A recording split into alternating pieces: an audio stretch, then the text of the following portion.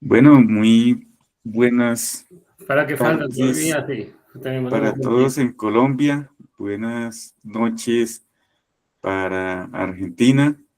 Quiero darles una cordial bienvenida a esta clase espejo, en la cual tenemos como invitado especial al doctor Sergio Daniel Conde. Entonces, en un momentico vamos a dar inicio a ya la temática como tal. Pues por ahora podemos ir presentándonos.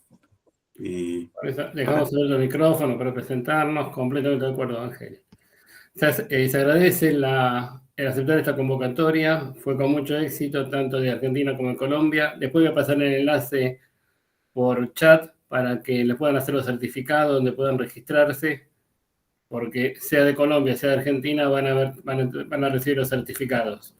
Lo va a hacer la Universidad del Siglo XXI. Así que después les voy a pasar el enlace para que se puedan ir registrando. A ver qué más se quiere presentar. Ya por ahí por el chat ya algunos se están presentando. Está Gustavo Burqué, de Venado Tuerto, de Argentina, de licenciatura en informática. La licenciatura en informática, José Suchati, perfecto. Bienvenidos. A ver, algún compañero más de Colombia que se quiera presentar.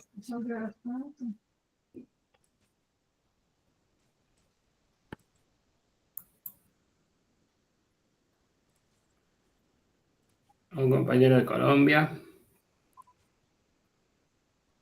de aquí han ingresado muy poquitos. Todos ingresados, si están ingresando. Juan Duque Tavares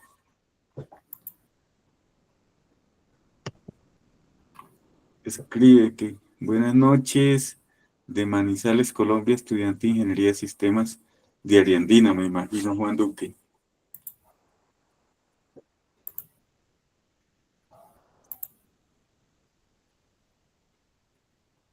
Ahí está, perfecto. Excelente.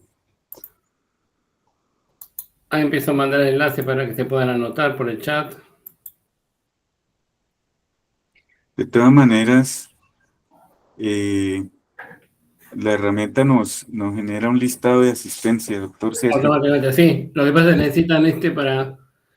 lo bajan a una planilla de Excel y automáticamente salen los certificados. Por eso me pidieron para Ok, tenernos, que se registren los que están presentes para hacer los certificados automáticamente. Van a hacer procesos. Justo que vamos a hablar de procesos, van a aplicar procesos.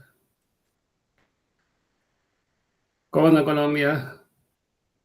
bien, bien, afortunadamente bien, con Qué bueno. problemas como en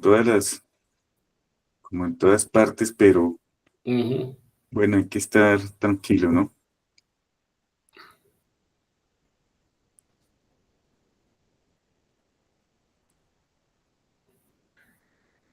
Y dice Juan José, pon el número de documento por la duda, qué sé yo. Pon el número de documento y dice. Ah, no sabía. Un número de documento pone. Y se acaban los problemas.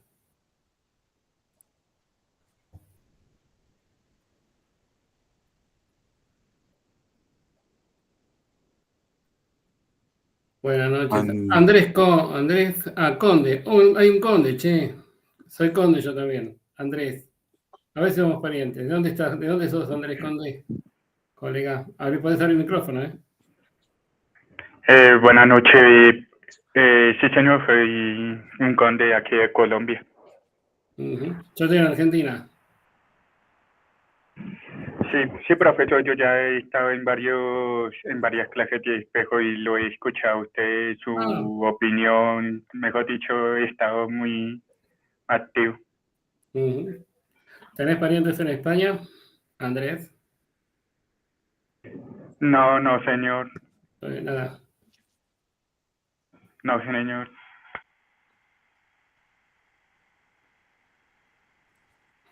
Bienvenido, Andrés. Muchas gracias, profe.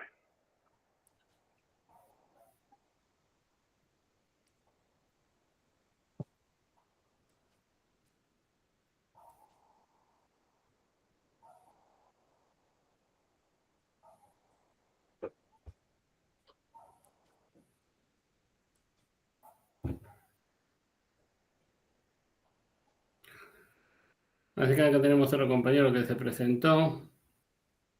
Tenemos a Andrés Conde. Alguien más que quiera abrir micrófonos. Lucía, que está por ahí, que se está viendo. Buena tarde, me llamo Neider Monsalve Gómez, de la ciudad de Bogotá, Colombia, estudiante de Ingeniería en Sistemas, quinto semestre, área andina. Perfecto, bienvenido. Gracias. Neider. ¿Hay más de alguno de los chicos de Argentina que se quiera presentar? Gabriel, Florencia, ahí está Lucía. Bueno, Lucía dice. Bueno, Diana, puedes presentarte. Hola, buenas noches, ¿cómo va? Todo bien. Buenas. ¿Siglo XXI? Sí, correcto. Sí. Bien, perfecto. Bienvenida, Diana. ¿Dónde estás conectada? ¿De qué parte? Desde Santa Fe. Santa Fe, bienvenida a Santa Fe. Sí, sí. Gracias por la invitación. No, gracias a ustedes por aceptar este desafío.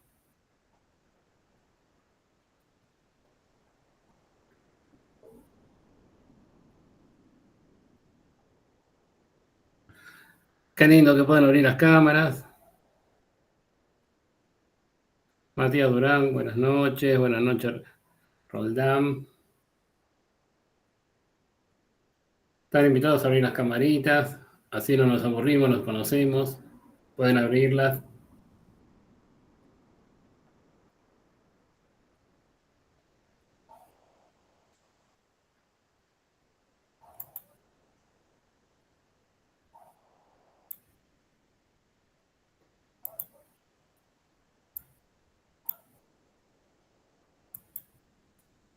Ahí van abriendo las cámaras. Gracias, Vero, por abrir la cámara. Gracias, Matías. Gracias, los dos Matías. Matías Mulki y Matías Durán por abrir las cámaras.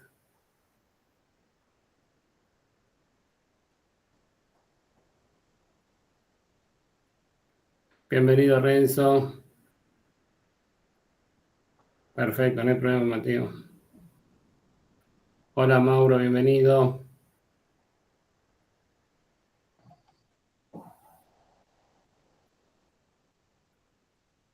Hola, José. Gracias por abrir la cámara, José. Hola, Tiziano. Gracias por abrir la cámara. Hola, Sebastián. Gracias por abrir la cámara. Hola, Mauro. Gracias por abrir la cámara.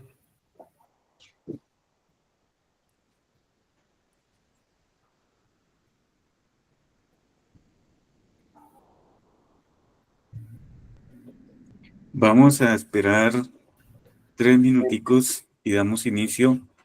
Doctor Sergio, ¿qué opina? Perfecto.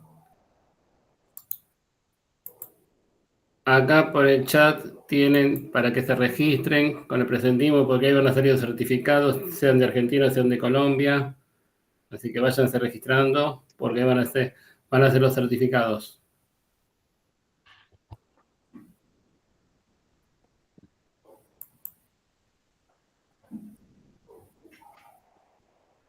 ¿Vinieron a entrar los otros dos colegas, Ángel? Pues estoy esperando a ver si Que entren. ingresan. Sí, estamos con tiempo.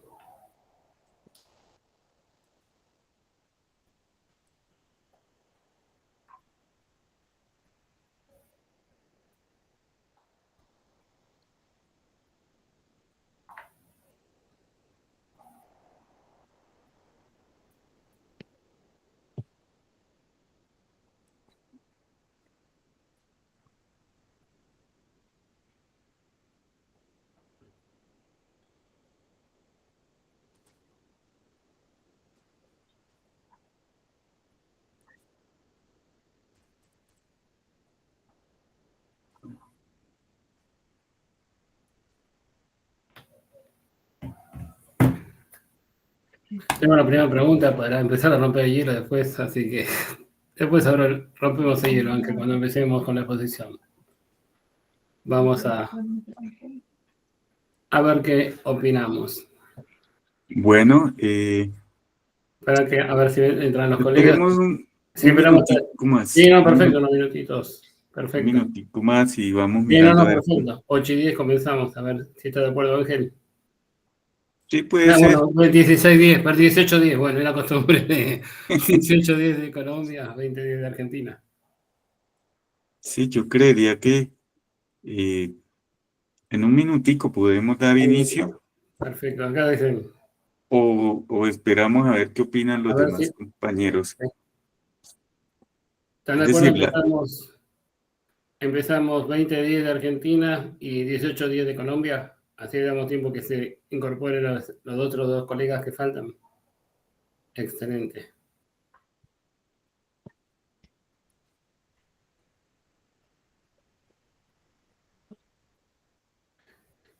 Se agradece mucho aceptar este desafío y acá está abiertos los micrófonos, para cualquiera que quiera hablar, que quiera dar su opinión. Estamos para intercambiar opiniones. Nos vamos a encontrar con lo que pasa en Argentina, en Colombia, que pasa, hay una realidad igual y en todo el mundo. Así que vamos a encontrarnos con los mismos problemas que tenemos en Argentina, lo tiene en Colombia, y si incorporamos de otro país, nos vamos a encontrar con la misma realidad. Así que eso es lo bueno de este tipo de encuentros, donde no existen las fronteras con la virtualidad y podemos compartir experiencias.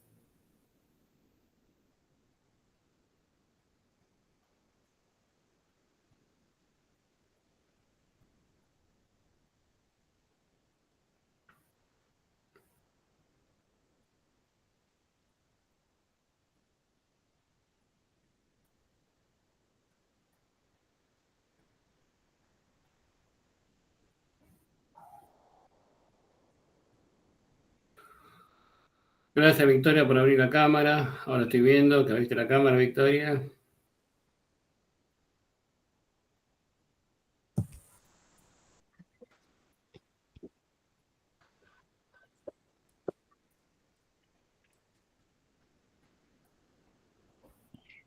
y poco a poco van llegando. Sí, gracias, Gustavo, por abrir la cámara. Gustavo Burquet, gracias por abrir la cámara.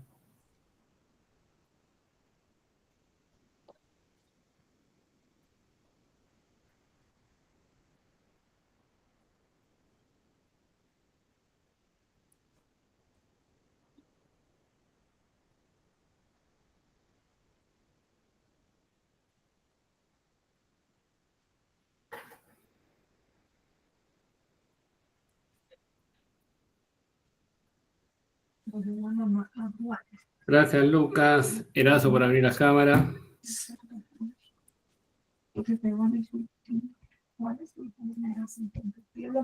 Tipo de actividad, clase espejo. Argentina, Colombia.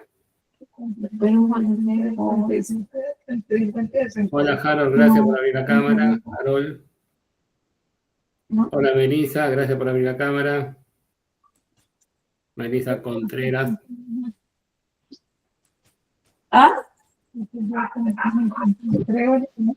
Hola, Esti, LDN Esti, dice. Gracias por abrir la cámara.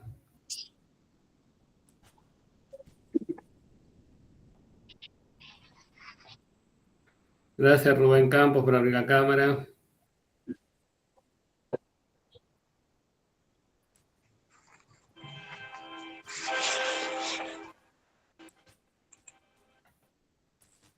Harold, un poquito de música electrónica no viene mal. No se pierda con la... Empezamos con el clima de música. Puede ser el DJ de la fiesta, de este encuentro.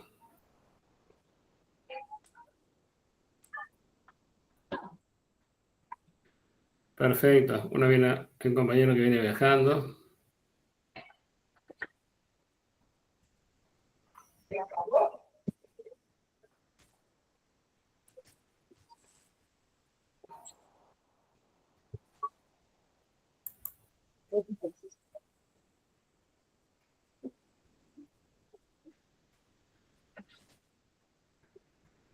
Sí, vamos llegando al número que están inscriptos. Vamos llegando.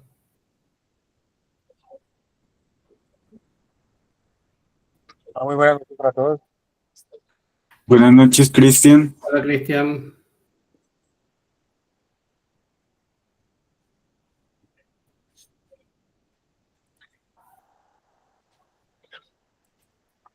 Bueno, yo creo que ya podemos dar Sí. inicio. Doctor Sergio, entonces, pues yo he ido recopilando algunas inquietudes de los estudiantes y hay una pregunta que me parece bastante importante. Perfecto. ¿Cómo definen ustedes un requerimiento de software y qué elementos consideran esenciales en su redacción? Empezamos bien entonces. Maravilloso. Bien. ¿Cómo definimos un requerimiento? Y acá vamos a aclarar alguna cosita, que muchos lo llaman requisitos. Y en general, la palabra requisitos no me convence mucho, porque muchos dicen, vamos a identificar requisitos. Y creo que podemos llegar a un acuerdo, Ángel, que un requisito está más relacionado con una funcionalidad o a una regla de negocio, y que no es un requerimiento.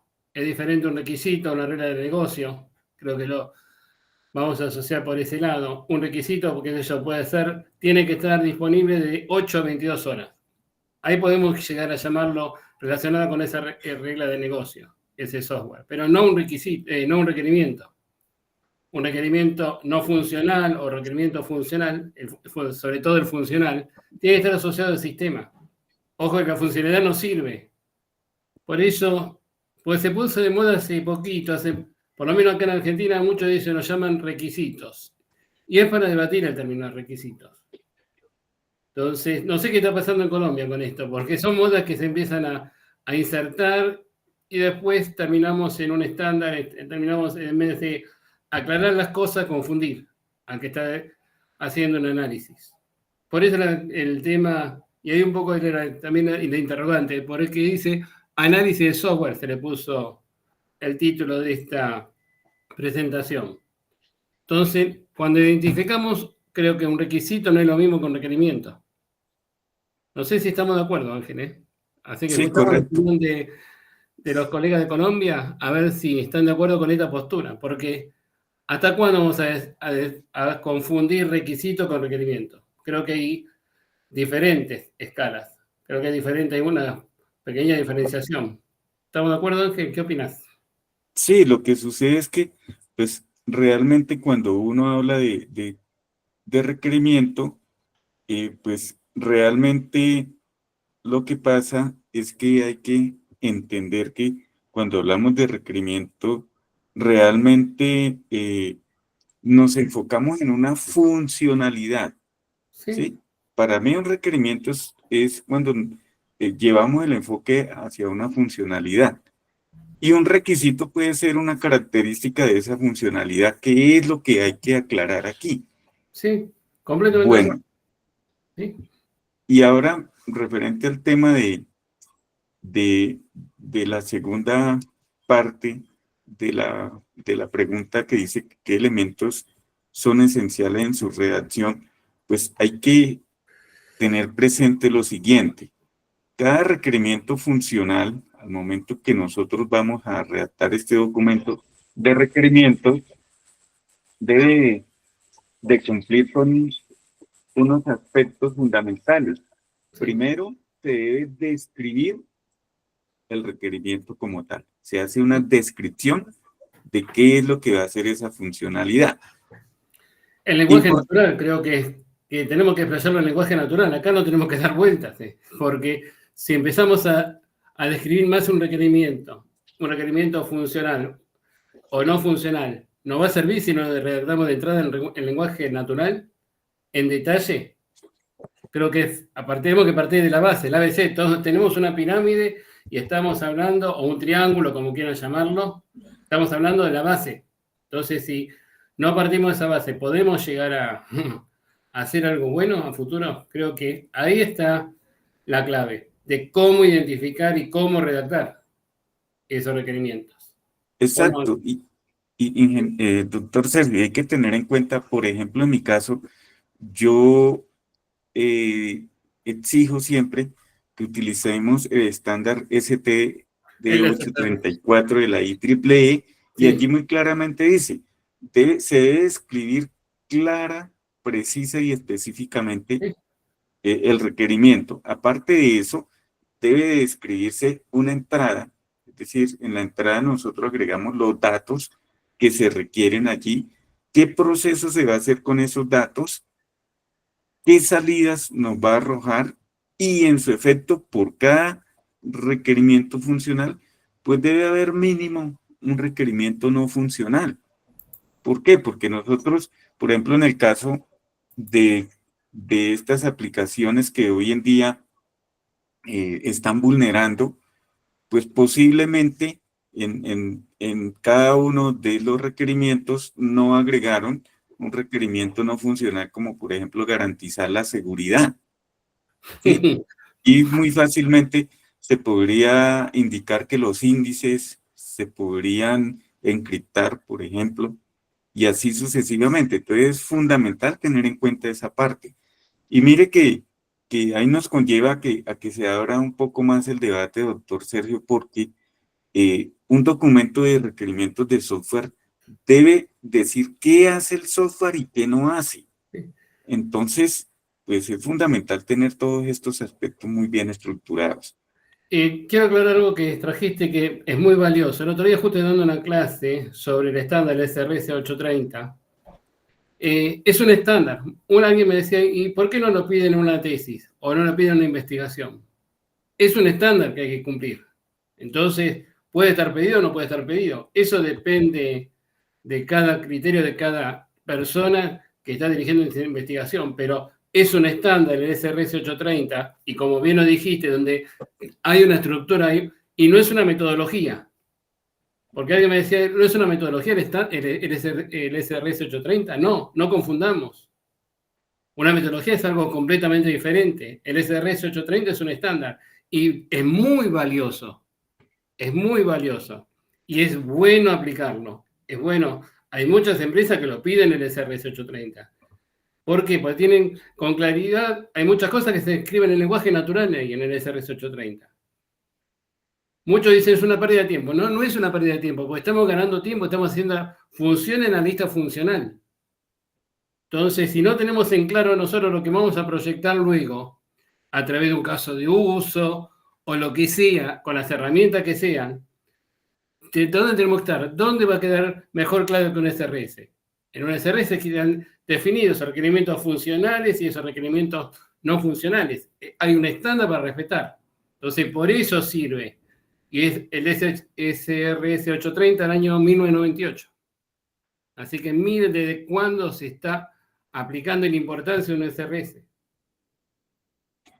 Otro factor que nosotros debemos de tener en cuenta y es fundamental, mire, es algo tan sencillo como cuando un estudiante va a empezar a hacer una carrera, ¿cierto?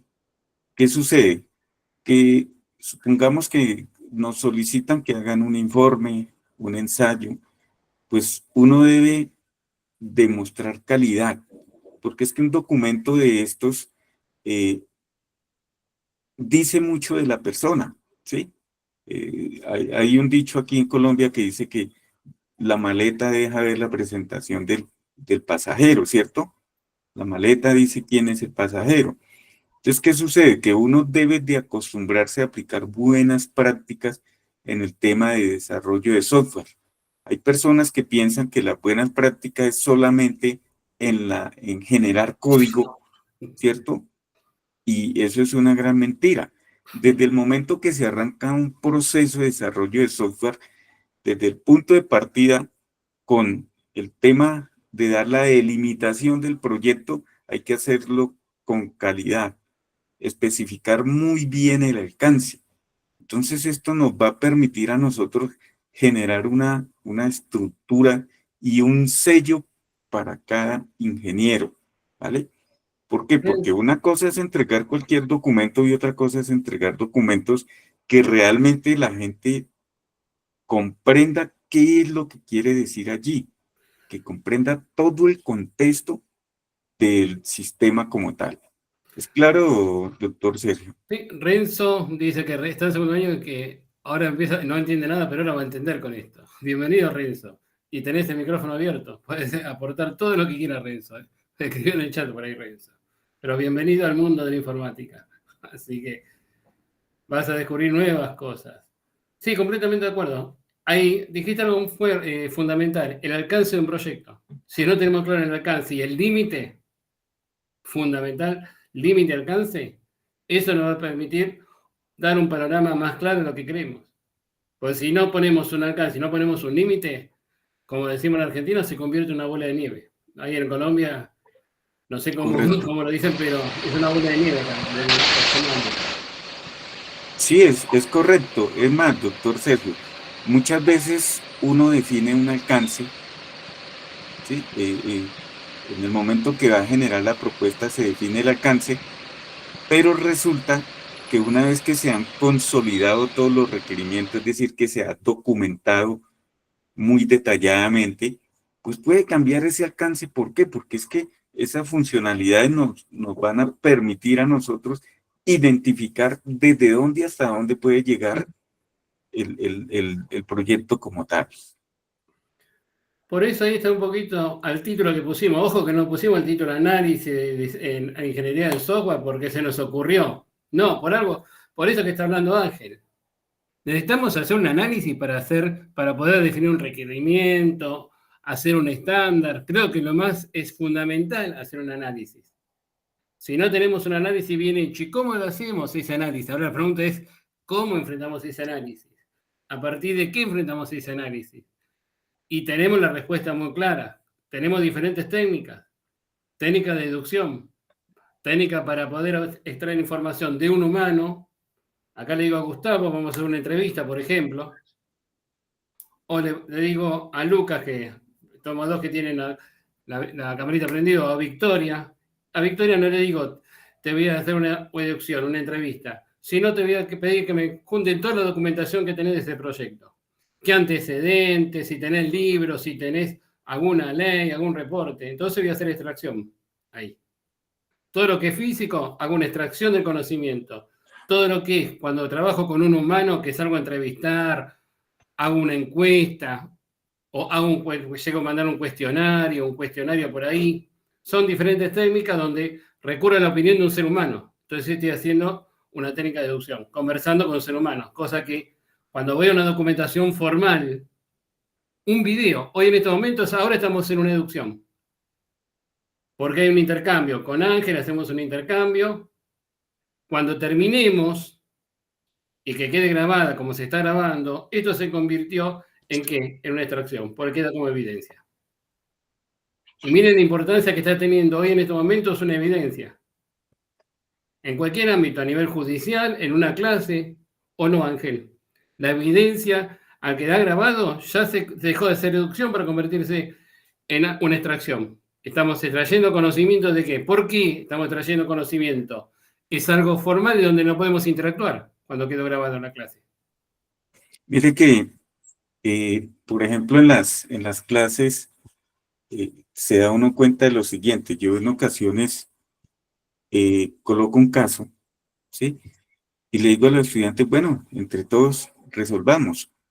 Simplemente identifiquemos uno o dos requerimientos y entonces me he dado cuenta de lo siguiente. Generalmente nos enfocamos en la parte disciplinar, en el código, ¿sí? Pero hay otros aspectos que nosotros debemos de tener presente y que hoy en día lo estamos evidenciando en las aplicaciones orientadas a la web. Por eso es que muchas veces cuando X personas se registran en un sitio de esos y hay un punto clave allí que le dice, por ejemplo, acepta el tratamiento de datos. Mire que ya ahí entra una parte legislativa Sí. y nosotros también debemos de comprender en esto, ¿sí? Entender. Otro caso que es importante y generalmente pues uno se enfoca vuelvo y les repito, en la parte disciplinar, pero por ejemplo, si nos pusiésemos a desarrollar una aplicación tributaria, necesitaríamos que nos apoyara una persona que tuviese esos conocimientos.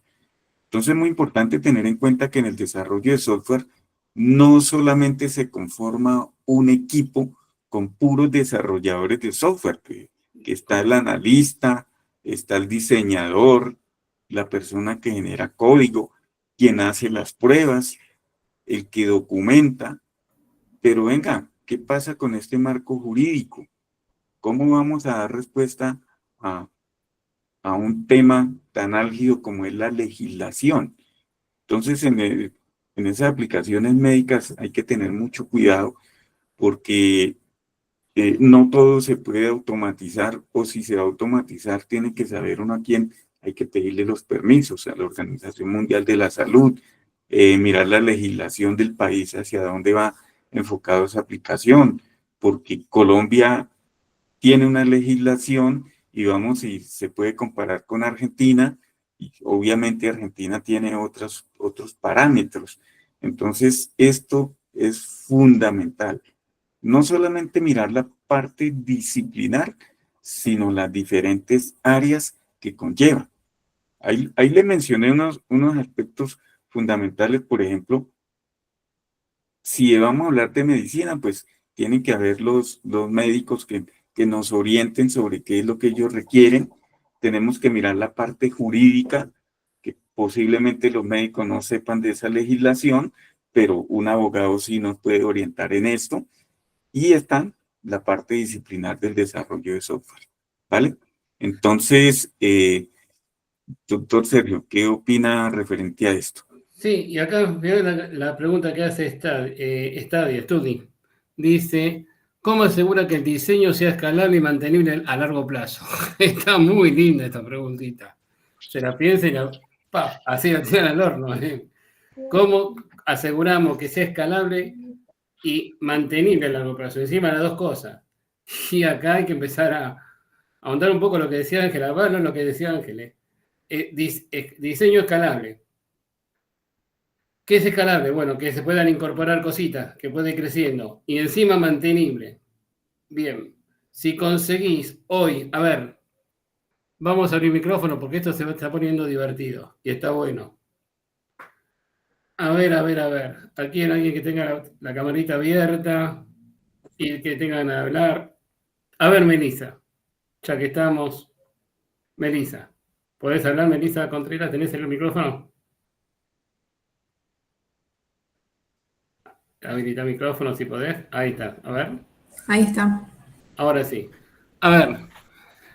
Acá el compañero dice que sea escalable. Vos tenés un celular, creo, ¿no? ¿Cómo? ¿Tenés un celular? Sí, Bien. ¿Tenés aplicaciones? sí, Bien. A ver, ejemplo, ¿qué aplicación tenés? Vamos a tomar WhatsApp. Bien. sí. ¿La aplicación esa es la misma versión que tenías hace 5 años? No. ¿Por qué? Y porque va sufriendo actualizaciones y muchas funcionalidades nuevas. Muchas funcionalidades nuevas, correcto. El diseño es completamente diferente. Fue escalable, le agregaron cositas nuevas. Cuando agregaron inteligencia artificial, se pudrió todo, pero sigue funcionando, ¿o no?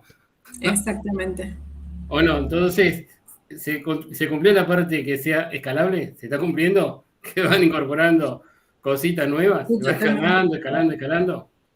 Y ahora el tema, ¿es mantenible? ¿Será mantenible por muchos años? ¿O en algún momento aparecerá otra aplicación y va a desaparecer WhatsApp? ¿Qué opinas? Y puede ser. Como que también hay épocas cuando sale algo superador, desplazan a las otras. Perfecto. Y, por ejemplo, WhatsApp, ¿a qué reemplazó? A ver si te acordás, algunos ahí recurrimos a gente con experiencia, un poquito más de experiencia. ¿A quién reemplazó WhatsApp? A ver qué opinan. Perfecto. Agustín, estamos de acuerdo.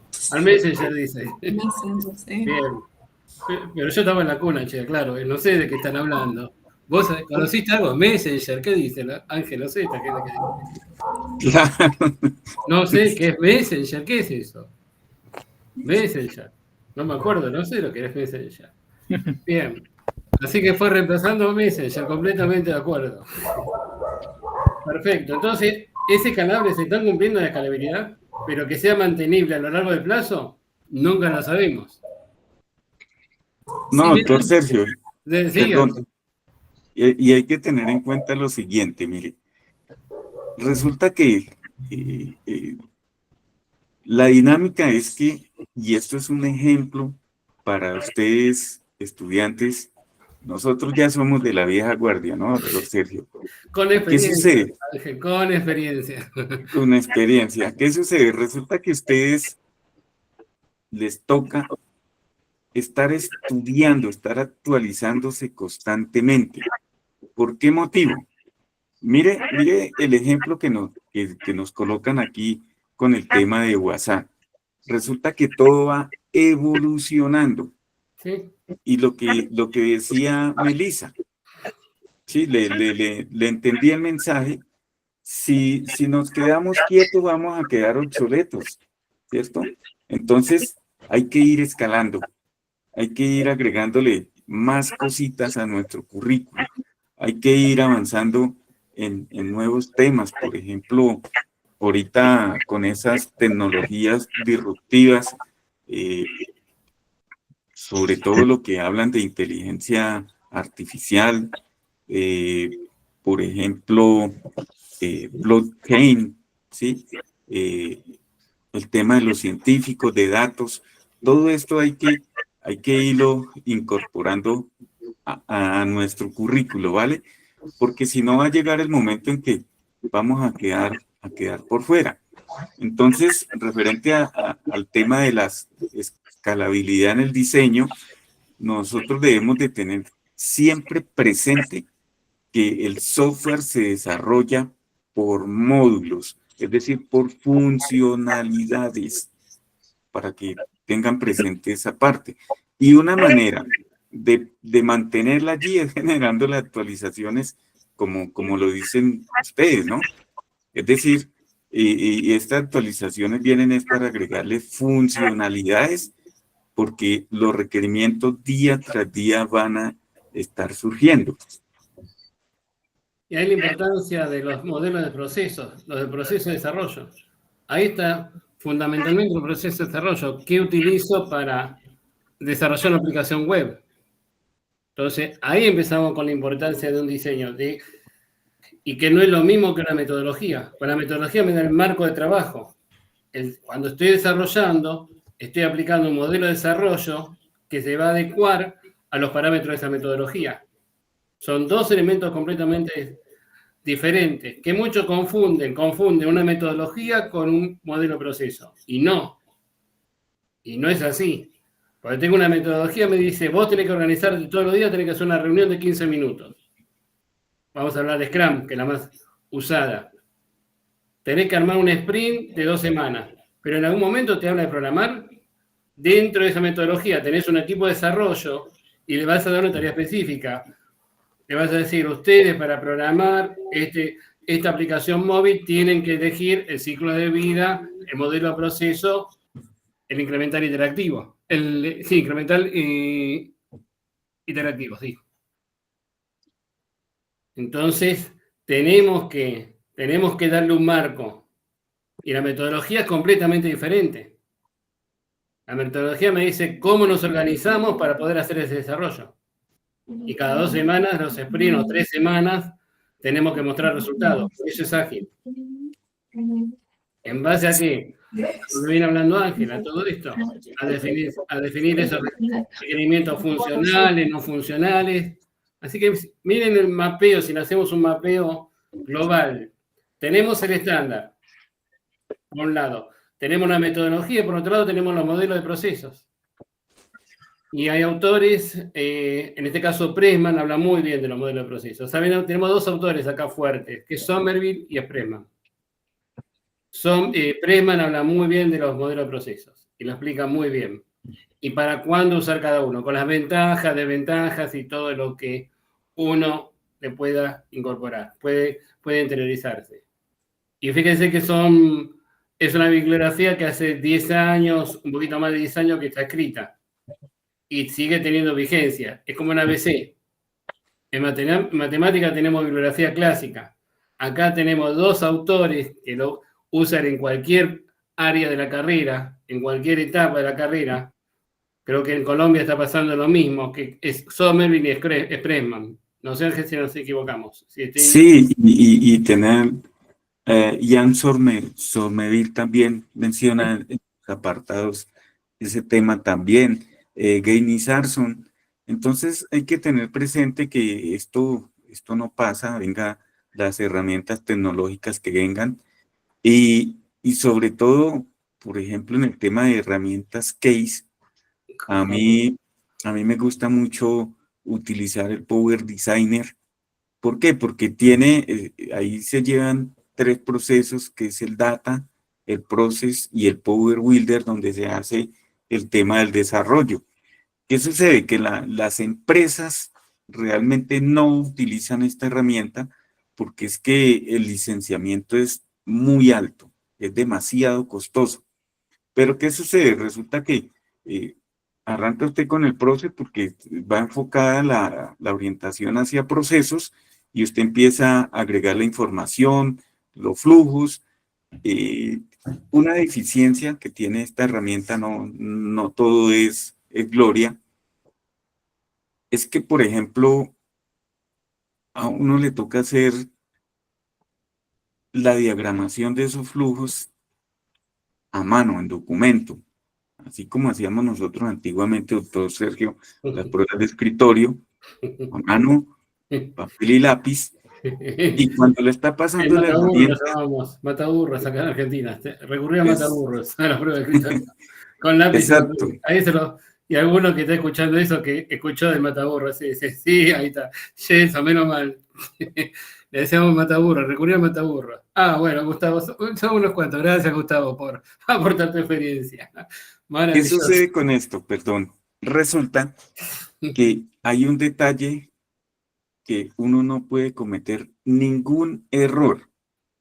Yo les comento a mis estudiantes, resulta que allí usted genera los procesos, son los círculos que hay allí y arranca el flujo de información que va hacia allá y si le devuelve, ¿qué información le devuelve? Entonces uno en el flujo es que redacta la información que va y le da clic al otro flujo y redacta la información que vuelve, etcétera, etcétera. Pero por X o Y motivo usted se equivocó allí. Usted le da la herramienta corregir, usted elimina eso y le da corregir y guardar. Y continúa con el proceso. ¿Qué sucede?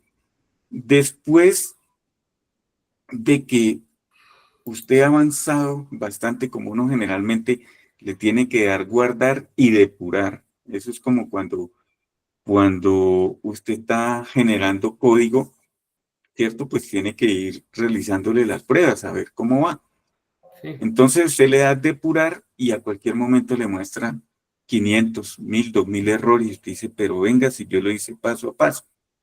Entonces, en el momento en que usted cometa un error, le toca eliminar el proyecto y arrancar desde cero. Entonces, lo que pasa es que uno generalmente está acostumbrado a ser muy apresurado para hacer las cosas, pero si usted se va en detalle y lo hace con calma, en el momento en que usted depura y termine el proyecto, cuando él le da el visto bueno, dígase, esto quedó excelente, porque le va a marcar a uno dónde están los errores, ¿sí? Y obviamente, lo más engorroso es que fácilmente un pequeño proyecto le arroja hasta 500 páginas de información. ¿Por qué?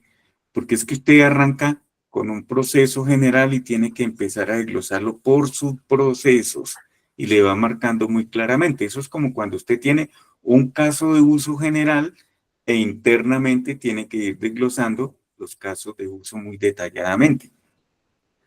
Entonces es fundamental esa parte. Acá Daniel Bussi dice algo fuerte y es muy cierto y es para aplaudir. ¿Para dónde está el aplauso? Es acá. Vamos a aplaudir el pensamiento que dice acá, que aportó. Dice el tema a la vez que es ingeniería de software no es una ciencia. Y estamos completamente de acuerdo. Ingeniería de software no es una ciencia. Y eso lo tenemos que tener muy claro, porque muchos confunden ingeniería de software es una ciencia. Y no, mentira. Le va a crecer, que dice que es una ciencia, le va a crecer, acá conocemos a Pinocho, ¿saben? Le va a crecer la nariz como Pinocho. Entonces, aunque no lo crean. No, ¿por qué no es una ciencia? Y acá lo estoy diciendo y lo estamos conversando. ¿Cuántas herramientas tenemos a disposición para hacer un desarrollo de un software? ¿Cuántos lenguajes tenemos?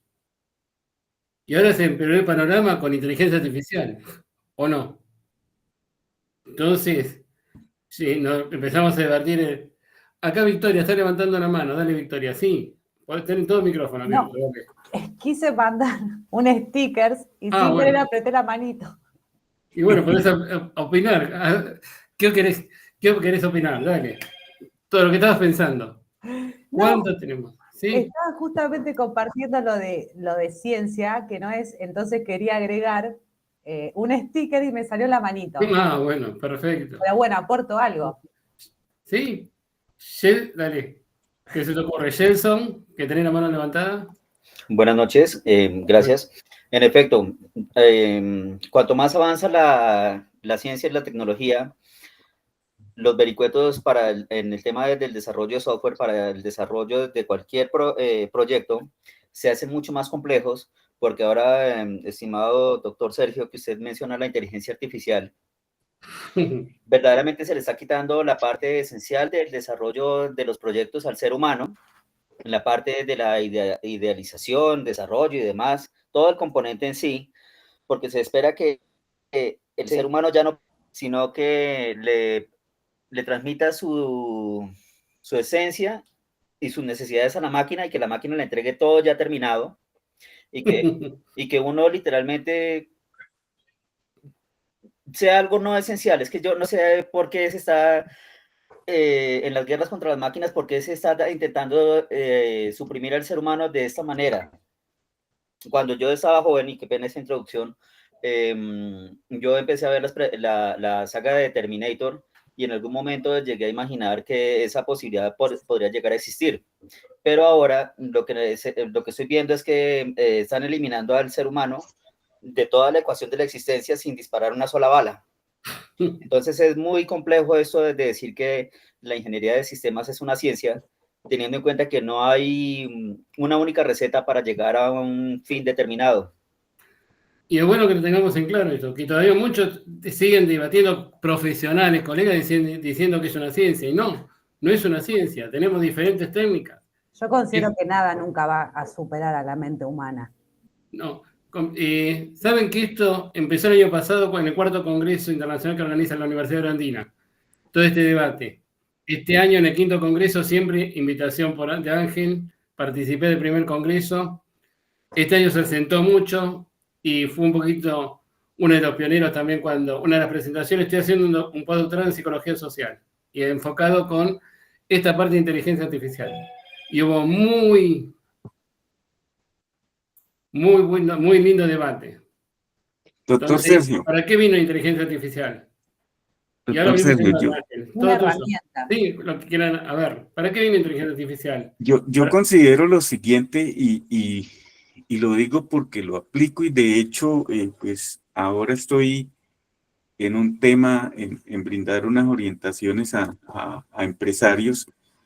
¿Qué es lo que sucede? Resulta que es que nosotros debemos de comprender que la inteligencia artificial es un instrumento, es una herramienta que nos va a ayudar, porque mire, mucha gente publica, así como publican noticias falsas, ¿no? Publican en las redes sociales, yo no soy desarrollador y sin embargo, pues le dije a la herramienta de inteligencia artificial que me hiciera un software así y así.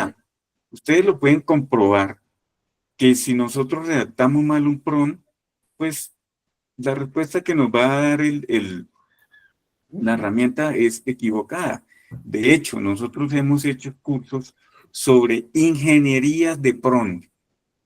Ojo con esto. ¿Y quién los orienta? IBM.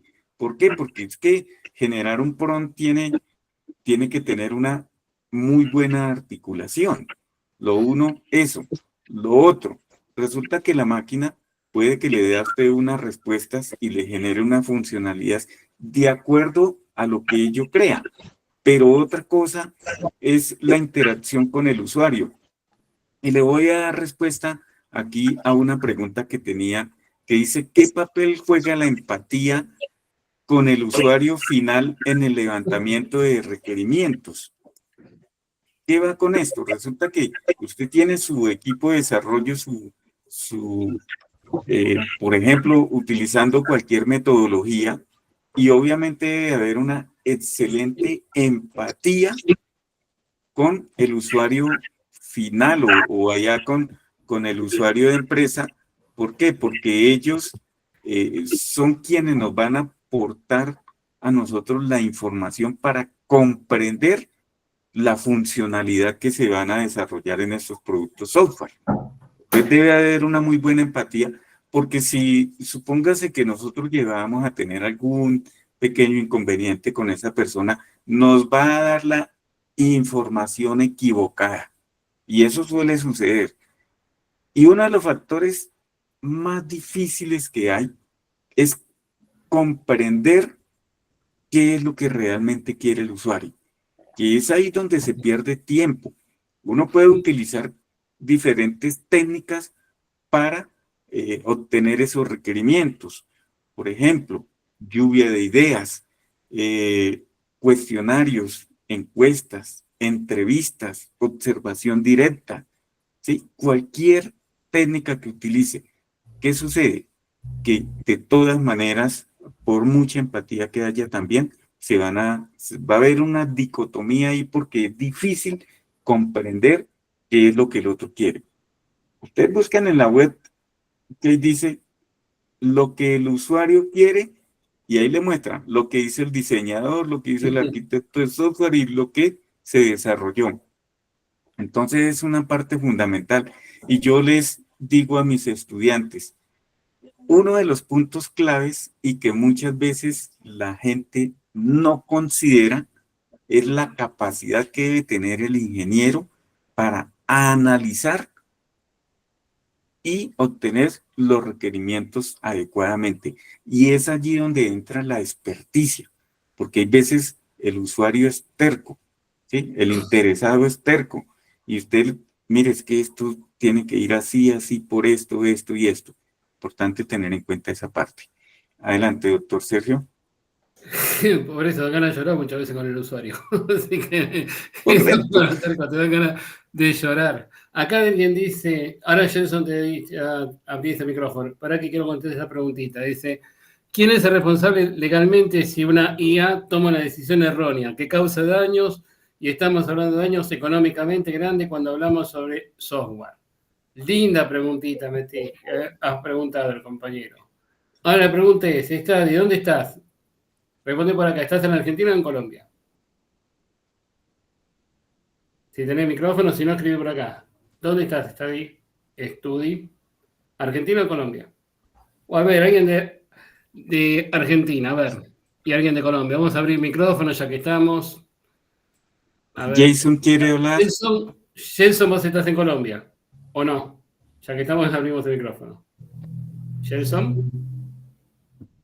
¿Estás escuchando, Jenson? Jason, adelante. Ay, disculpen, yo estaba hablando y yo, pero ¿por qué no me escuchan? Qué pena. Vos estás en Colombia. Vamos a darle respuesta al compañero. ¿En Colombia tienen ley de inteligencia artificial? Aquí es un embrollo bastante complejo porque Bien. Se trata de copiar. Pero no existe una ley de inteligencia artificial, ¿o no? No, en términos Bien. prácticos no. Entonces, si pasa algo así, ¿tenés algo donde recurrir? No, señor. ¿Legalmente? No. Mauro, No. tenés la mano levantada, dale. Mauro. ¿Estás en Argentina, Mauro? Sí, yo estoy en Argentina. Bien. ¿Tenemos ley de inteligencia artificial en Argentina? Todavía no. Yo creo que hoy por hoy, para responder una pregunta así, es probable que haya que referirse a Europa. Completamente de acuerdo, pero en América... Está más a la vanguardia en eso. Sí, completamente de acuerdo. En realidad, tenemos un proyecto de ley, la ley de Turing. Sí, pero... Está todavía en el Congreso casualidad en algún lado, pero existe ese proyecto de ley. Sí, lo que yo digo, digamos, hoy no es ley todavía. No es ley, sí. Recién ahora, hace 2 semanas, por eso lo tengo primicia, se empezó a conversar con los senadores y diputados. Sí, ya mira, hace 2 semanas, ¿cómo me va? Un borrador de la ley de inteligencia artificial. La batila, ¿cómo me va con ese? es un camino de hormiga, pero en ningún país en América me parece que está en proyecto de creación, sí, Matías, completamente de acuerdo. Pero ahí tenemos un agujero legal. Entonces, Doctor Sergio, sí, Ángel. perdón, aquí en Colombia, entre comillas, ¿sí? Hay una legislación, ¿sí? Lo digo entre comillas, ¿por qué? Porque es algo muy escueto, no sé si ustedes comprendan la frase que estoy diciendo, es decir, una legislación en este aspecto debe ser muy específica. Entonces, cuando usted hace algo muy general, da pie a que se burlen de esa ley, ¿sí? Yo, por ejemplo, tengo pronto una presentación en un congreso porque resulta que este tema es bastante álgido. Por ejemplo, ¿cómo estamos utilizando la inteligencia artificial en la parte de la investigación? Entonces, Completamente de acuerdo. hay un tema bastante amplio. ¿En qué sentido? Resulta que algunas universidades permiten que se utilice la inteligencia artificial. Y yo digo, sí, está bien, se puede utilizar. Yo la utilizaría para que me diera pautas donde encontrar información detallada o de investigaciones de dónde acogerme, ¿cierto?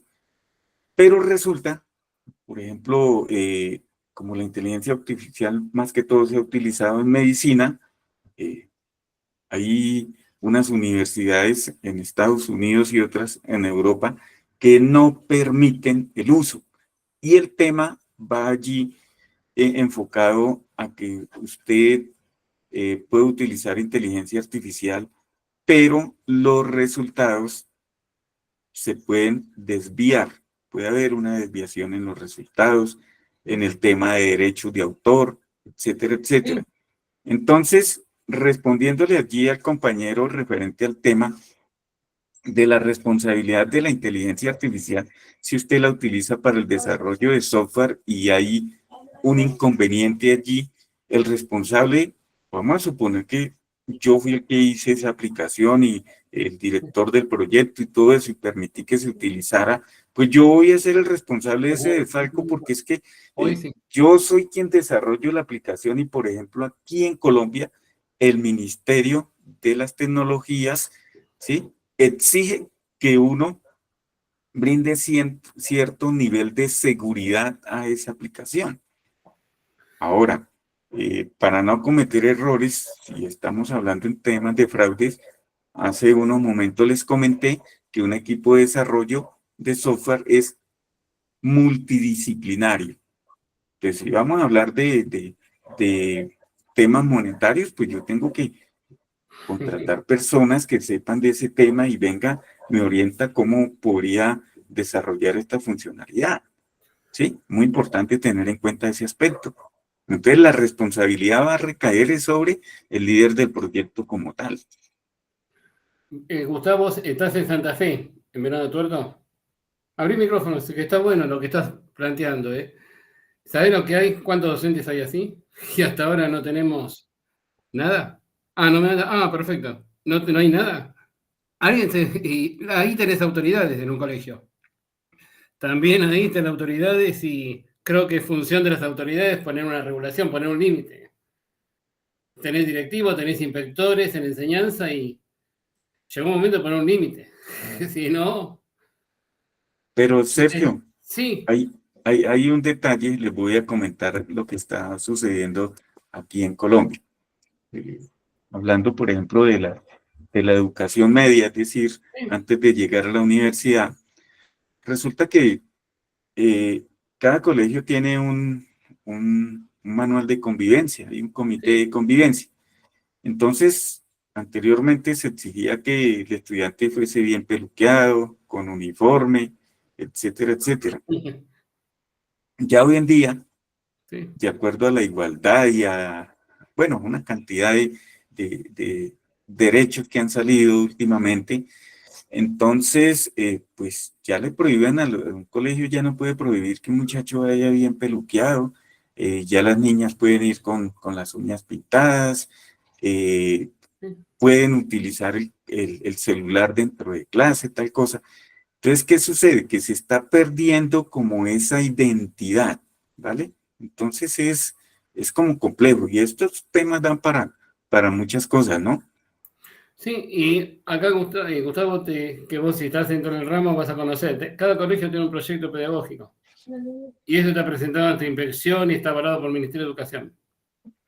Entonces, si no se actualiza el proyecto pedagógico, Lola, te van a decir. Entonces, ahí está está claro, no, ahí está la responsabilidad de ese proyecto pedagógico que está avalado, porque si no la escuela no te abre. Si no tenés un proyecto pedagógico, el ministerio no te deja abrir una escuela.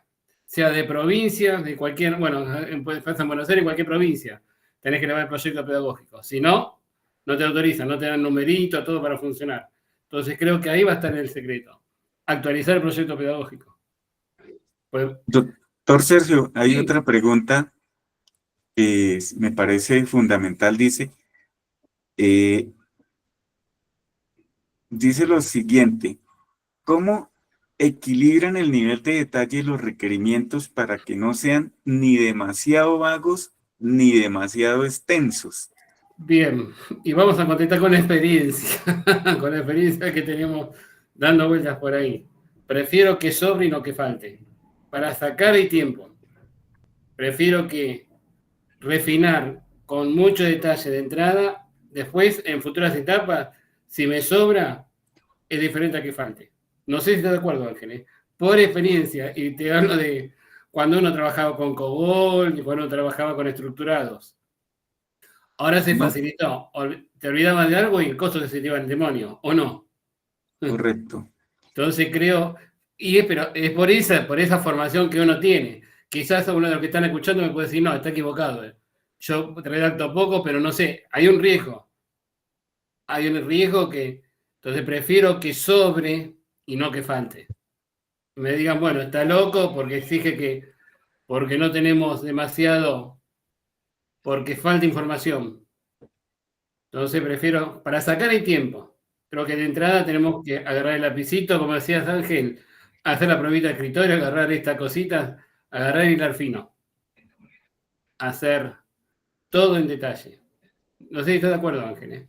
Sí, es más, STD dice que todo requerimiento funcional debe describirse claro, detallado y específico. Bueno. Ahí está la respuesta. Ahí no se puede ir uno Sí. más ni menos, sino lo que tiene que ser. Lo que pasa es que hay un factor fundamental y con mucho respeto lo voy a decir sin ánimo de ofender a ninguno, pero es que realmente día tras día nos volvemos más flojos, ¿no?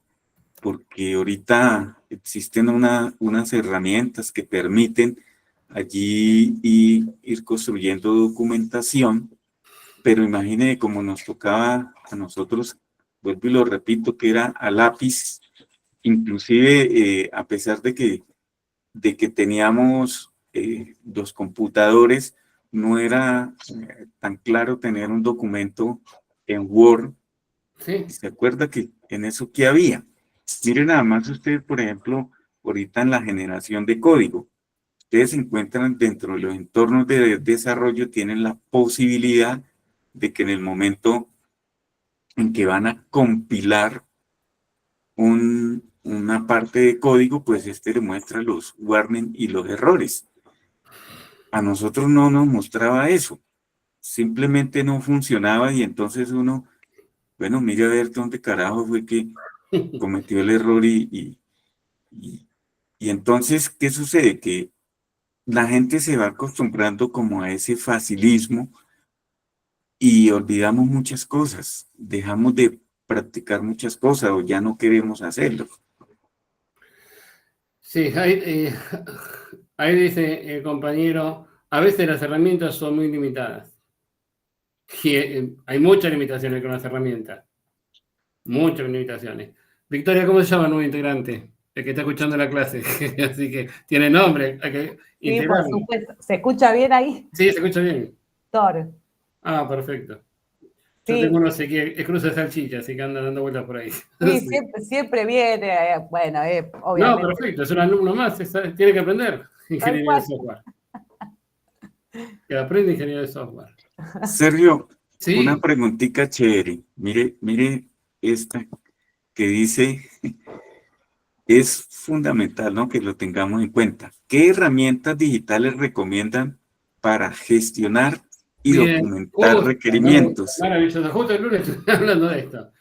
Y justo el lunes. Bien, tenemos herramientas y acá sí. Vamos a dar nombre y apellido.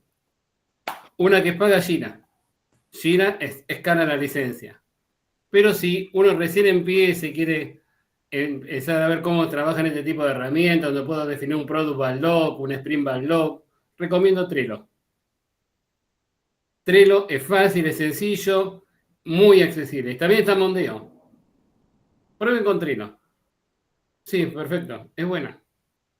Y ojo que acá estamos hablando de software, pero le puede servir para cualquier cosa. Cuando ayer, antes de ayer, alguien me decía, estoy cursando 5 materias, ayer en una universidad. Le digo, ¿y lo tenés documentado eso? Trello se llama así. ¿Lo tenés documentado eso? No. ¿Por qué no te usas un Trello y lo pones en cada materia, cada estado? Si te permite poner colores. Este está en rojo, este está en verde, este está en amarillo. Permite poner fechas, objetivos. No es que solamente lo puedo usar para software, sino para hacer un seguimiento de cualquier proyecto. Ojo. Estoy cursando 5 materias, quiero ver el estado que esté en cada materia. Aprobé el periodo parcial, qué tengo que estudiar, qué objetivos tengo. Mire si sirve entre ellos. ¿Sirve para gestionar proyectos? Y no es un proyecto cuando están cursando 5 materias, pregunto, ¿eh? Acá estamos hablando de software. ¿Pero lo podemos usar o no lo podemos usar? Hay un detalle allí, que es que eso depende del nivel de la persona. Sí. Si es una persona que está iniciando, yo le recomiendo papel y lápiz, hermano, para que usted comprenda. Aparte. Realmente esa es la mejor tecnología para el aprendizaje. ¿Por qué? Porque usted está escribiendo y como que su mente va plasmando esto. ¿Sí? Ya después, cuando usted tenga un poco más de experiencia, pues puede utilizar cualquier cantidad de herramientas que le permiten avanzar en su proceso, en la documentación de los requerimientos, que es lo más, no es complejo. Yo les expliqué esta semana a mis estudiantes, inclusive quienes están en esta sesión, la semana pasada les expliqué cómo desarrollar la plantilla del estándar STD 834. ¿Y qué sucede? Resulta que el detalle es que la plantilla es muy extensa, pero como le mencionábamos en un comienzo, si usted la desarrolla muy bien, pues obviamente esto nos va a permitir adquirir un conocimiento bastante enriquecedor. ¿Por qué? Porque usted se va a acostumbrar a identificar de que allí está plasmado la base fundamental para la construcción del software. ¿Sí? Y como les decía, este documento se realiza y generalmente terminan haciéndose 5 o 6 versiones. ¿Por qué motivo? Porque primero, pues, de acuerdo a lo que usted interpretó, se diligenció la plantilla, se socializa y generalmente van a quedar algunas cositas fuera de foco, digámoslo de esta manera. ¿Qué sucede? Pues que toca actualizarla nuevamente, vuelve y se socializa y así sucesivamente hasta que hay una aprobación. ¿Qué sucede? Si después por X o Y motivo llega a salir una funcionalidad adicional y todo eso, pues este documento se puede ajustar, pero se tiene que aplicar el triángulo de hierro. ¿Qué es el triángulo de hierro? Pues costo, tiempo, ¿cierto? Costo, tiempo y se me olvidó la otra, y factor económico. Ingeniero Davis también está acá en la sesión sincrónica. ¿Quiere acotar algo al respecto, por favor? Sí, yo creo que bueno, yo estaba colocando ahí hace ratico, no sé si me escuchan, ¿sí? Sí, claro, sí, ingeniero. Bueno, primero que todo, buenas noches para todos los asistentes. Me alegra ver este pool de colegas aquí charlando de estos temas que son muy importantes. Ahorita que estaban hablando del tema de las ayudas, que nos decía el doctor Sergio, sobre estas herramientas que nos pueden ayudar para todo el proceso del desarrollo de una aplicación, de un software. Y estoy muy de acuerdo con que en realidad, de pronto, como lo dice el ingeniero Ángel, tomemos papel y tomemos lápiz, esto como para que tengamos como para que tengamos el cómo se hace. Y digamos que en realidad existen las herramientas, pero yo debo de saber la profundidad del proceso, y no que de pronto estamos viendo la costumbre que está ocurriendo el día de hoy, es que el estudiante a lo mejor entra a hacer la tarea, entra a hacer la actividad, entra a hacer el proceso, lo copia y lo envía como si eso fuera lo más importante, y eso no lo es. Lo más importante aquí es el aprendizaje, qué hay detrás de todo. Digamos que es eso.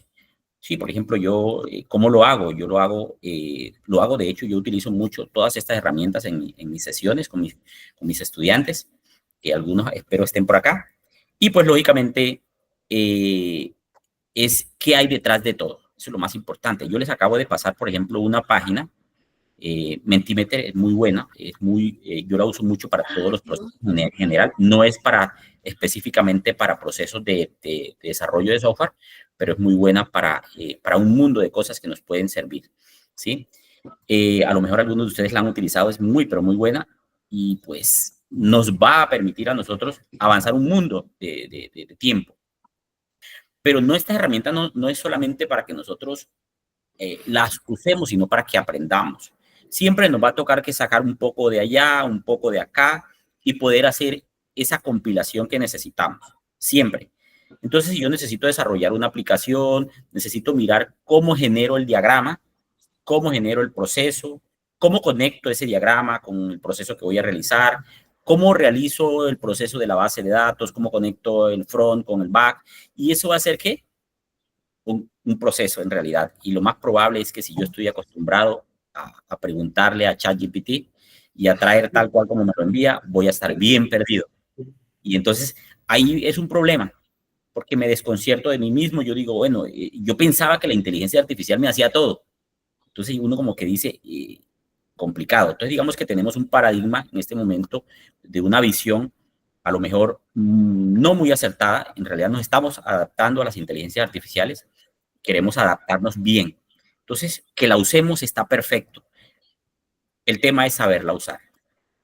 ¿Listo? Gracias. No, excelente. Y vale todo. Por eso este tipo de encuentros es muy valioso, porque hacemos un intercambio entre diferentes realidades. Y fíjense que estamos atravesando la misma crisis que está pasando en Argentina, está pasando en Colombia. Así que acá podemos entrelazar lazos. Y es bueno compartir. Para eso están los congresos, están este tipo de clases espejos, y aceptar el desafío, involucrarse en esto, involucrarse en esta vivencia, en esto que estamos pasando. Creo que es muy, muy importante. Valor, gracias ingeniero por incorporarse.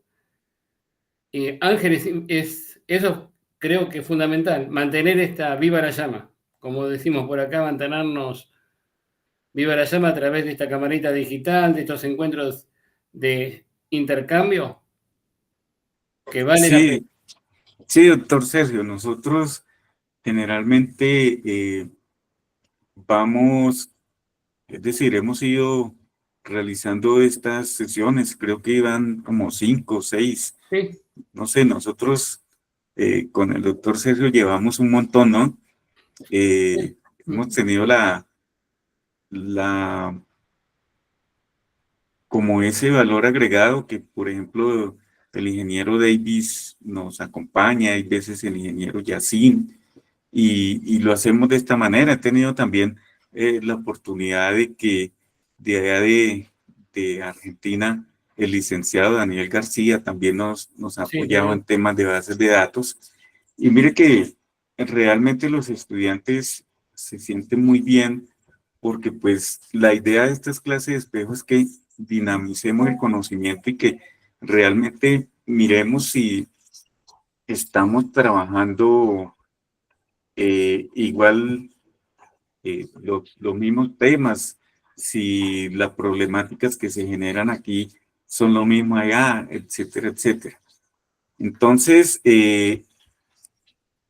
en tema de proyectos, pues yo quiero que mi ingeniero Davis me comente qué metodologías ha utilizado en sus proyectos de desarrollo de software, cuál es la que más le gusta y por qué. Bueno, usted es el hombre de las metodologías, ingeniero. Digamos que, de todas formas, aunque hoy día tenemos muchas herramientas para poder trabajar, yo creo que hay una metodología que no se puede dejar atrás, y es esa metodología en donde, pues, lógicamente estamos con el cliente, ¿no? Como para entrar en contexto. Entremos en contexto de un desarrollo de una aplicación, y creo que es una metodología que la mayoría de las empresas utilizan, que es esa metodología Scrum, en donde siempre, de pronto para los estudiantes que están aquí conectados, en donde siempre vamos a estar en contacto con el cliente. Sí, hacemos unos sprints, hacemos unas jornadas de trabajo con el cliente, con nuestro cliente, y pues lógicamente vamos a hacer el proceso de retroalimentación, nuestro proceso de retroalimentación en cada una de las fases del proyecto. No significa que no vayamos a trabajar por fases, lógicamente siempre hay que hacerlo, ¿no? Y todas las metodologías de desarrollo, la metodología de la aplicación, la metodología de todas las fases del proyecto como tal, pero en realidad creo que es fabuloso, porque en realidad nos pasa en la industria, en donde el cliente siempre es un factor importante en el proceso de la creación de ese proyecto. Y qué más que pues, nos podamos reunir con ellos cada 2 semanas, cada 3 semanas, y hagamos unos sprints de trabajo. Es como mi concepto ahí. Lógicamente, existen muchas metodologías, ¿no? Muchas metodologías de trabajo. Comparto que se está usando mucho Scrum, ingeniero, comparto completamente. Y por eso es ágil, sí, por la facilidad de poder hacer una retroalimentación con el cliente cada 2 o 3 semanas. Entonces, comparto completamente el aporte que está haciendo. ¿Alguno de los chicos que quiera hacer algún comentario, que quiera, después de todo este debate, que este tipo de cositas que se está conversando, alguna voz de Colombia que quiera hablar, alguna voz de Argentina? A ver qué les parece este tipo de actividades, cómo se sienten, a ver. Sí, Gelson, dale, más vale tener la palabra, Gelson. Gracias. A mí me gusta mucho participar en ese tipo de actividades porque, además de enriquecer propiamente lo que uno estudia, permite tener ejemplos de otras partes del mundo.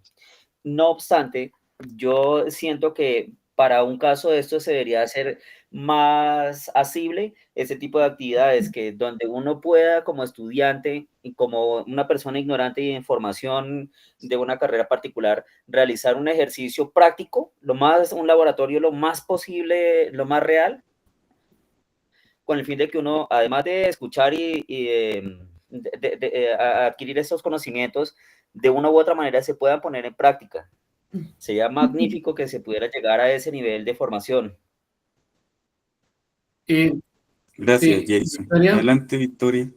Sí, yo considero que estos encuentros inclusive son muy prácticos porque nos enseñan muchas cosas y más cómo va avanzando todo tan rápido que uno tiene que estar en continuo contacto con la tecnología y todos los avances que hay. A mí me parece genial porque inclusive uno interactúa, entonces hay dudas que por ahí uno va teniendo y es bueno que del otro lado la puedan debatir o podamos hacer este tipo de encuentros. Gracias, Victoria. Juan Félix. Buenas noches, ¿cómo están? ¿Me escuchan? Sí, señor. Les pido una disculpa de pronto por el ruido externo, me encuentro en transporte público, pero aprovechando de pronto el momento, me gustaría preguntarle a los profesores, ¿cómo nos aconsejan o qué consejo nos podrían dar cuando se genera un retraso en un sprint, teniendo en cuenta de que el cliente está ahí presente? Pues lo digo por experiencia propia, no sé cómo manejar esos retrasos de actividades, de tareas o demás. ¿Ustedes qué consejo nos podrían dar? Bueno, por ejemplo, toca dedicarle más horas al trabajo, es decir, incrementar un poco más el tiempo, porque es que resulta que cuando nosotros hablamos de un proyecto, recuerde que proyecto viene de proyección y ya tenemos algo plasmado en el tiempo. Entonces, toca agregarle más horas de trabajo para agilizar. No le digo que se incremente el número de personas en el equipo de desarrollo, pues porque el equipo ya está armado y que vaya a entrar otra persona ahí hay veces no encaja bien y en vez de agilizar lo que va a generar son retrasos. A ver qué nos dice acá. Y antes de eso quiero comentar una cosa, ingeniero Davis, doctor Sergio y honorable público.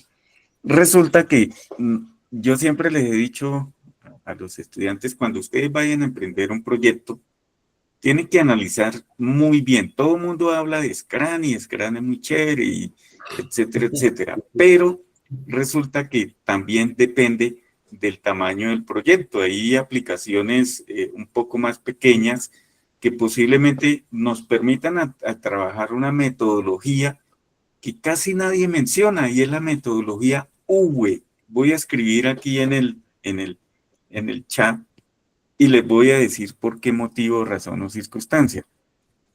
UWE. ¿Qué sucede? Resulta que como son proyectos pequeños y ya hemos mencionado el tema de la documentación, entonces sí, la gente le da pereza documentar. Imagínese usted hacer un documento de especificación de requerimientos como el estándar STD 830, que es tan complejo, o en su efecto el tema de las historias de usuarios. Hay veces nos quedamos cortos en el tema se plasma la funcionalidad a nivel general y ir a detallarla. Hay veces es complejo porque la metodología no lo exige así. ¿Qué sucede allí con la metodología UWE? Pues usted lo que hace es generar los casos de uso y los documenta. Entonces es mucho más rápido el tema de los requerimientos. En el tema del diseño, pues usted utiliza cuatro diagramas, incluyendo los casos de uso, y el más complejo ahí es el diagrama de navegabilidad. Entonces, eso quiero que quede muy claro, ¿no? Para proyectos pequeños orientados a la web. Claro que hoy en día todo va orientado a la web, ¿no? No sé qué opinen los compañeros. Bueno, sí, ahí quería de pronto complementarte, ingeniero Ángel, de acuerdo a la pregunta del compañero. Bueno, digamos que entendí de pronto qué ocurre si tenemos un proyecto retrasado o de pronto un sprint, ¿sí? Un sprint del proyecto, escuché un retraso del proyecto y lo tenemos retrasado. ¿Qué podríamos hacer? Bueno, ahí podrían ocurrir muchas cosas, y es que podríamos pensar de que a lo mejor no hubo una planeación concreta, no hubo una planeación concreta del proyecto.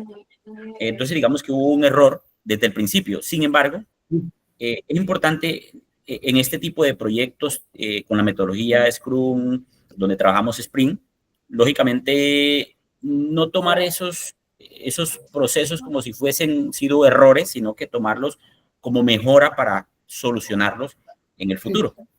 Entonces, para el próximo planning, cuando llegue, completamente de acuerdo. Total. Entonces, convertir eso en una forma efectiva, ¿sí? Ese retraso, convertirlo en una oportunidad, mejor dicho, una oportunidad de mejora, ¿sí? Que nos va a hacer, digamos, que surgir primero. Y bueno, y a partir de ahí, pues lógicamente, mirar qué fue lo que pasó, por qué de pronto la tarea no se completó, cuál fue el inconveniente que hubo para poder tomar las mejoras correspondientes. Mirar las cargas de trabajo también, qué cargas de trabajo tenemos, el equipo, sin afectarlo, lógicamente, ¿no? Porque ya ahí viene un cambio en el proceso. Entonces, al hacer ese cambio, no podemos afectar al equipo. Ahí la idea es poder volver a reestructurar el trabajo y organizar un sprint un poco más corto para poder mirar esa tarea que de pronto no se alcanzó. Entonces, digamos que es como una forma de poder hacerlo. Ahí de pronto esa idea le puede servir al compañero. Sí, completamente de acuerdo. Rocío Aldana, gracias por escucharnos, pero la próxima puedes hablar, así que no seas salvaje. Así que puedes dar tus opiniones. Pero gracias por el comentario, Rocío Aldana. Bien, creo que estamos en condición. A ver, Juan Felipe, antes de sí. Juan Felipe, levantaste la mano, dale. Juan Felipe, ¿estás escuchando? Disculpe. Adelante. Disculpe.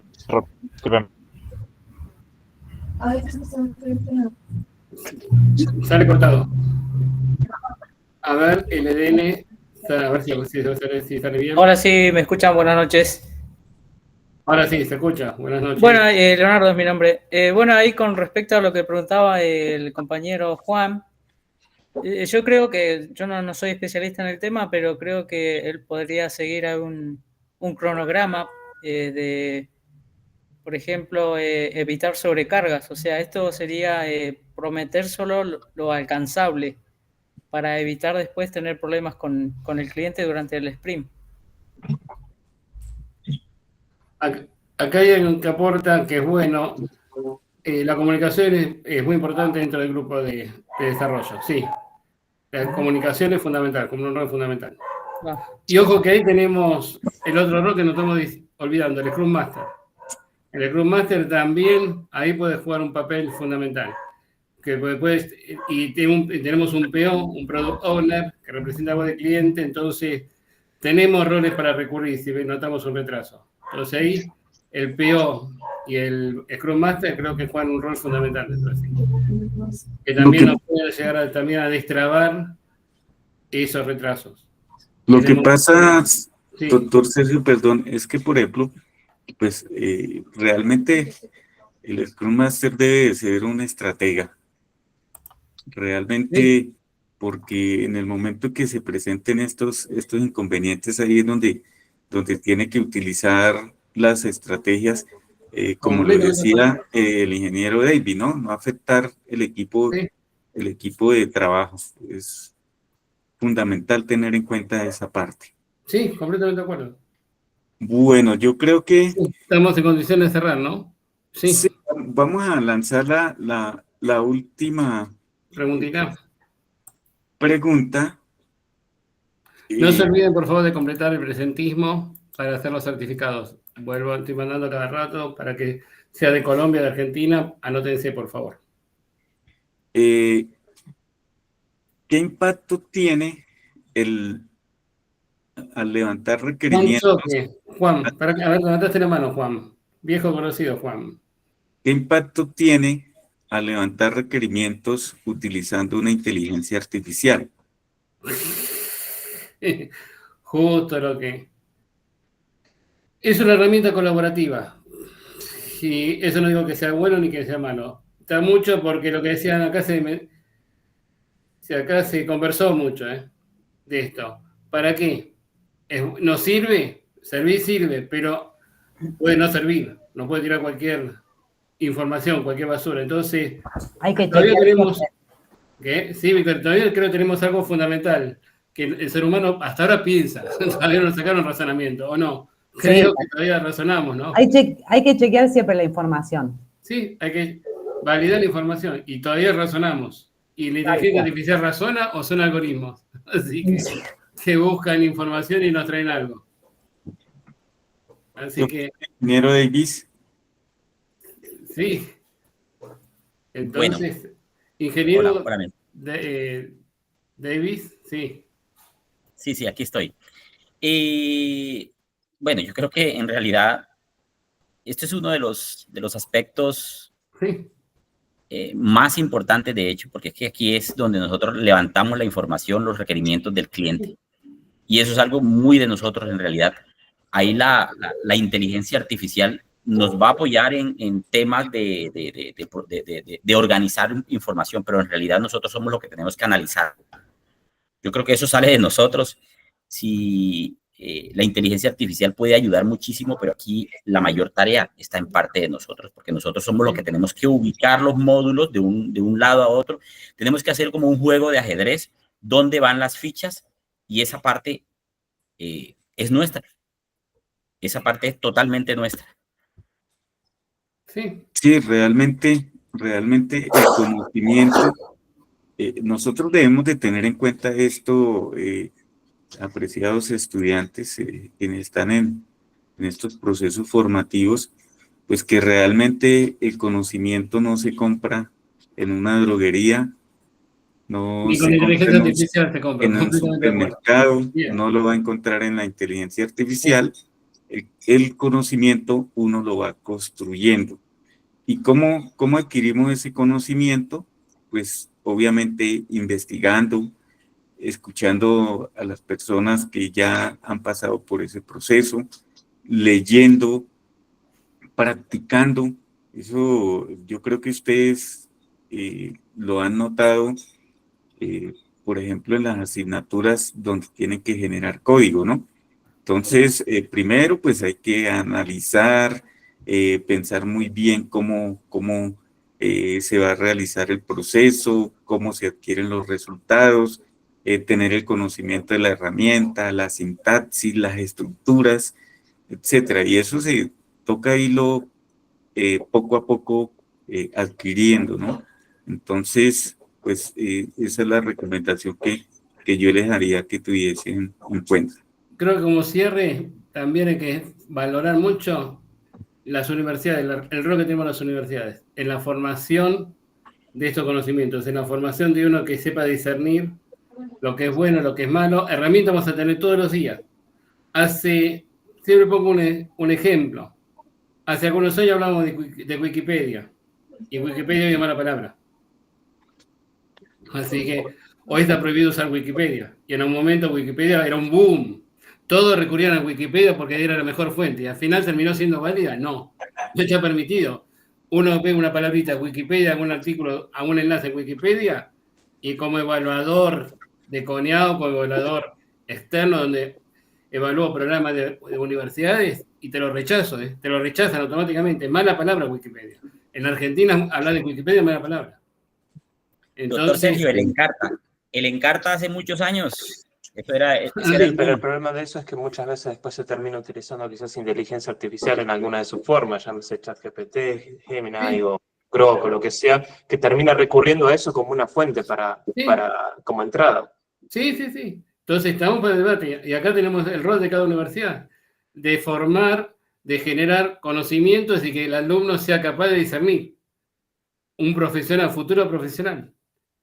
Y hoy estamos con un ciclo dinámico de generación de conocimiento dinámico. Lo que hoy nos sirve para mañana puede ser viejo. Entonces, la universidad tiene la obligación, creo que son desafíos muy fuertes a futuro y que hoy se están implementando. Por eso este debate de este tipo de clases, este tipo de los congresos, aprovechar los congresos, investigar, son herramientas que un estudiante tiene y la universidad lo está brindando. Así que estamos en una era, en un nuevo paradigma. ¿Cómo lo llamaremos? No sé. ¿Será Industria 6.0? No sé cómo lo llamaremos. Veremos cómo se llamará. Jenson, sí, todo tuyo. Tenés la mano levantada. Gracias. Yo noto que el modelo educativo colombiano tiende hacia la, digamos, degradación entre comillas, porque he visto algunos ejemplos en los que le dicen al estudiante, pues es que si usted está en esta modalidad de estudio, usted es el principal responsable de su formación. Si usted no entiende, para eso está Internet, para eso están las inteligencias artificiales. Entonces yo aquí prácticamente estoy casi que pintado en la pared, qué pena la expresión tan horrible, pero es que así lo he sentido y yo soy bastante visceral. Entonces, pues, mijo, busque las formas. Si para allá vamos, entonces a mí se me ocurrió la brillante idea de que entonces a uno deberían decirle, bueno, el título le vale tanto, yo le doy un celular con una cuenta de usuario para las inteligencias artificiales y tenga, ya, con eso solucionamos el problema. porque no existe ese acompañamiento institucional de decirle al estudiante, bueno, sí, bueno, tal vez tenga la información, usted necesite más apoyo, esto y lo otro, tales y pascuales, o de todas maneras el modelo educativo colombiano, grosso modo, por desgracia, es de los más flojos del mundo. Entonces, sí, usted aquí ha llegado con muchas falencias y enseñar para tratar de aprender, tiene que recibir un refuerzo. Pero entonces yo me he sentido frustrado en ese aspecto porque recurro en una clase particular, recurrí al profesor y esa fue la respuesta que me dio. Y yo, pero venga, ¿cómo así? Y ahora que le meten a uno tanto en la cabeza que no, que mire que la inteligencia artificial no piense. Entonces, ¿para qué estudiar? Gracias. A mí me parece que depende de cada estudiante cómo quiera formarse en el recorrido de su carrera. Me parece que la inteligencia artificial es más para complementar, hay que saberlo utilizar, pero el conocimiento que va a requerir cada uno depende de él, de seguir investigando, seguir leyendo, así que depende de cada estudiante. Bien, Verónica. Aplaudimos, Verónica, completamente de acuerdo. Adelante, vamos a darle la palabra. Juan Felipe. La palabra a Juan y terminamos, ¿vale? Adelante, Juan. Buenas noches, complementando lo que dicen los compañeros. Sí, señor. Además, yo creo que hay que tener en cuenta que esta rama de pronto lo que es ingeniería en sistemas o diversas ramas de ingeniería de software, etc., es muy así, es ser autónomo, es ser capaz de que te den la información y tú tengas las herramientas para buscar. Y esas herramientas, hoy en día, los desarrolladores junior como yo, pues es ChatGPT. De pronto un senior, pues tendrá otras herramientas, las que sea.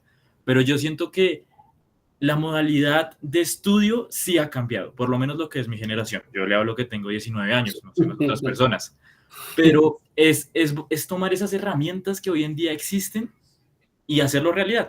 Pues tal vez no hay un tutor, tal vez no hay una persona ahí encima, pero pues tenemos la inteligencia artificial para que nos guíe y pues si no es el caso, hay muchísimas otras herramientas que pues, como le digo, probablemente la gente que tenga más edad que yo conozca muchísimas más, pero pues esa es mi opinión.